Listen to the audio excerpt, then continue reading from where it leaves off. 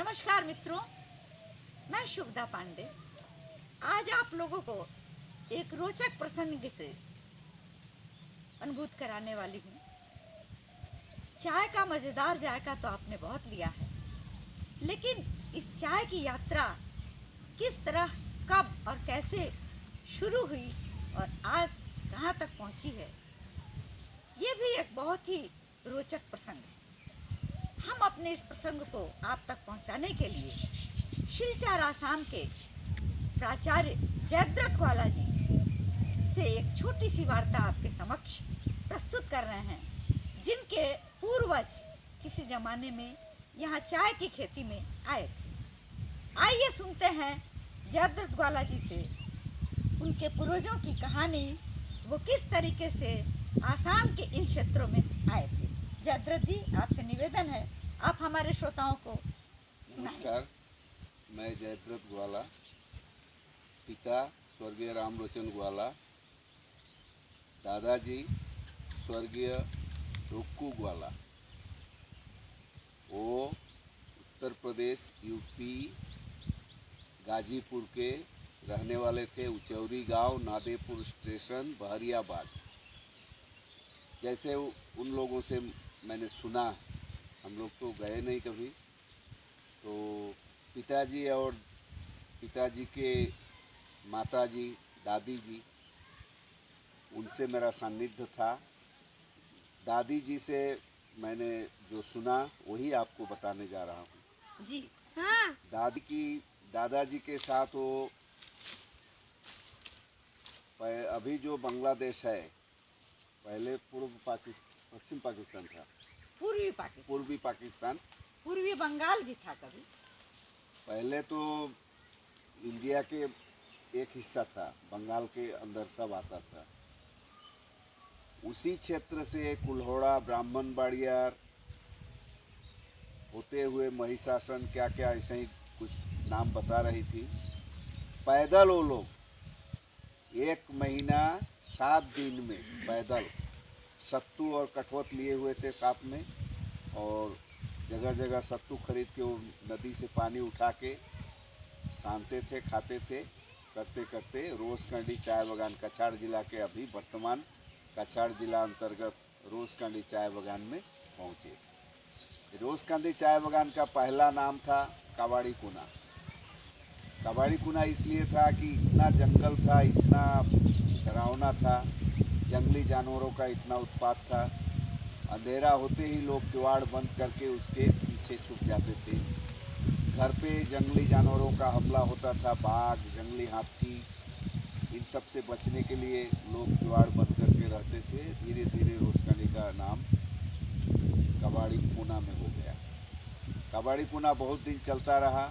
बाद में अंग्रेज साहब के एक लड़की जिसका नाम रोज़ी था, रोजकांडी बंगलों में उसका डेथ हो गया। उसका मरने के बाद लोग बताते हैं, यहाँ का कुछ बाबूजी थे, रामचरण ग्वाला, वो लोग बोल रहे थे कि साहब बहुत रो रहा था, मेम साहब रो रही थी, तो बच्ची का नाम से रोजकांडी रखा। और उसको रोज़ गार्डन एक था बंगलों के बगल में, गुलाब का बागान, उसी में उसको कबर कर दिया गया, दफना दिया गया। और उसके बाद से उन्हीं का निर्देशानुसार रोजकांडी नाम यहाँ प्रचलित हो गया, कबाड़ी कुना के बदले। बहुत अच्छा आपने भूमिका बनाई और बहुत अच्छी यात्रा अपने पूर्वजों की बताई। मैं ये जानना चाहूँगी कि आपके पूर्वज आखिर गाजीपुर के गांव से चाय बागानों का ऐसा क्या आकर्षण था कि वो चल पड़े? उसमें भी एक रोचक कहानी है जो मैंने सुना है। मेरे दादी जी बता रही थी और पिताजी बोल रहे थे कि दादाजी, उनका साला यहाँ देऊ ग्वाला, जिनका अच्छा नाम था रामनंदन ग्वाला, यहाँ के बागान पंचायत थे अंग्रेज ज़माने में। वो पहले आए थे कुली चलान में, अंग्रेज़ों ने उनको लाया था। तो यहाँ से एक वो अंतर्देशीय पत्र जो है, जिसको पोस्ट कार्ड बोलते हैं, उसमें उन्होंने एक चिट्ठी भेजा अपने गांव पर। तो मेरे दादाजी और कई लोग गांव के उस चिट्ठी को अमराई में, आम के छाँव तले बगीचे में बैठ के कोई बाँच रहा था, जिसको जिसको पढ़ना आता था देवनागरी में लिखा था। उसमें वो लिखे थे कि मैं अभी कलम का काम कर रहा हूँ, मेरे को 5 आना हाजिरी डेली मिल रहा है दैनिक। तो वो लोग वहाँ बैठ बैठ के सोच रहे थे कि उसको सिर्फ देवनागरी लिखना या थोड़ा बहुत पढ़ना आता है, पता नहीं क्या कलम का काम करता है, 5 आना हाजिरा मिलता है उसको, तो वहाँ तो जाना चाहिए। वास्तव में कलम का काम, चाय का जो पौधा है जी जी नवंबर दिसंबर में उसको काटा जाता है, जी। तो उसको कलम बोलते हैं। वही काम वो कर रहे थे, लेकिन चिट्ठी में पत्राचार में उन्होंने लिखा कलम का काम कर रहा हूँ। तो लोगों ने समझा लिखने पढ़ने का। हाँ, लिखने पढ़ने का काम। और इसी लालच में पढ़ के मेरा दादाजी दादी जी को लेकर के आने पड़े। का किराया नहीं था, कोई साधन नहीं था, आर्थिक अवस्था मंदी थी, जी जी इसलिए उन लोगों ने तय किया। कोई एक पंडित जी भी साथ में थे, जी। जैसा मैंने सुना है।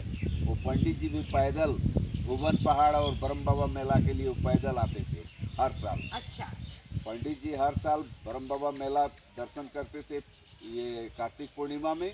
इसके बाद फागुन में चैत, तो जो ये शिवरात्रि का मेला होता है जी जी भुवन पहाड़ पर, उसका दर्शन करके वो वापस चले जाते थे।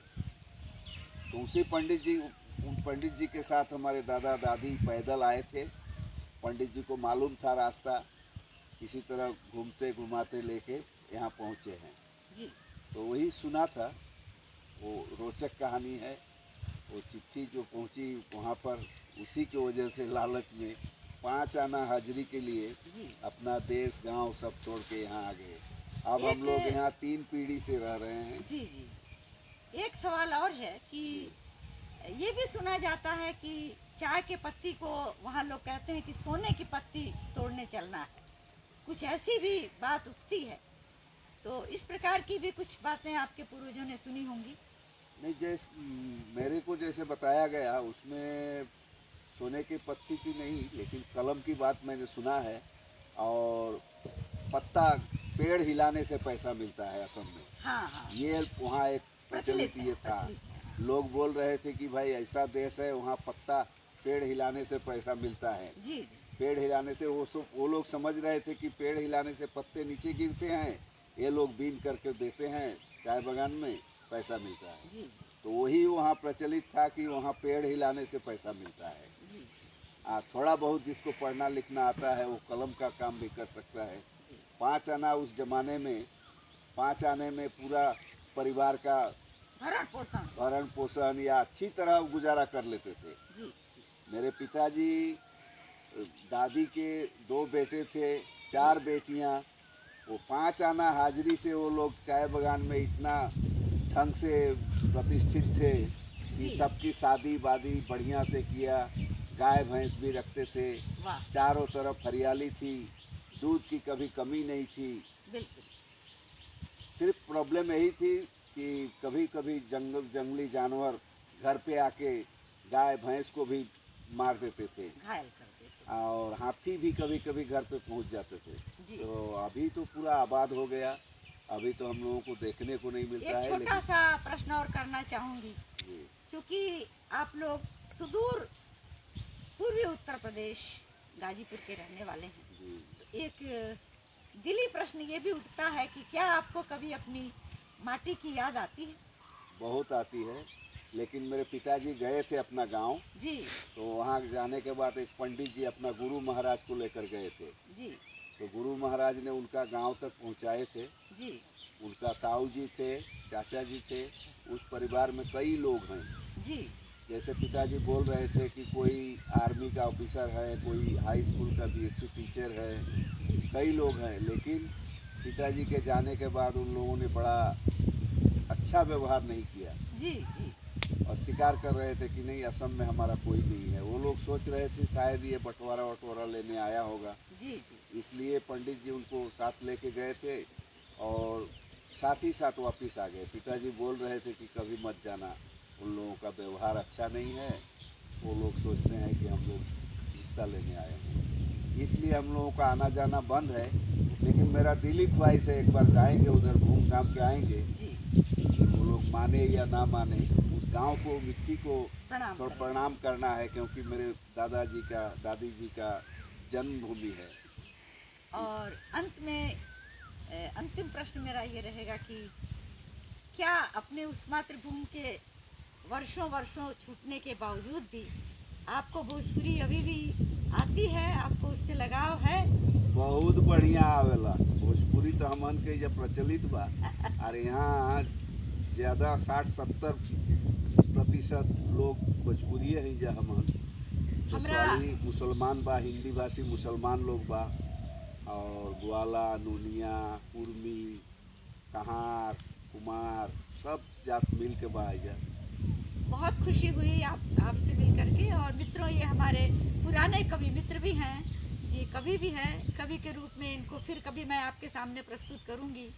फिलहाल चाय की एक रोचक कहानी, चाय ने अपने को बसाने के लिए और दुनिया के सामने प्रस्तुत होने के लिए कितनी कहानियाँ बनाई।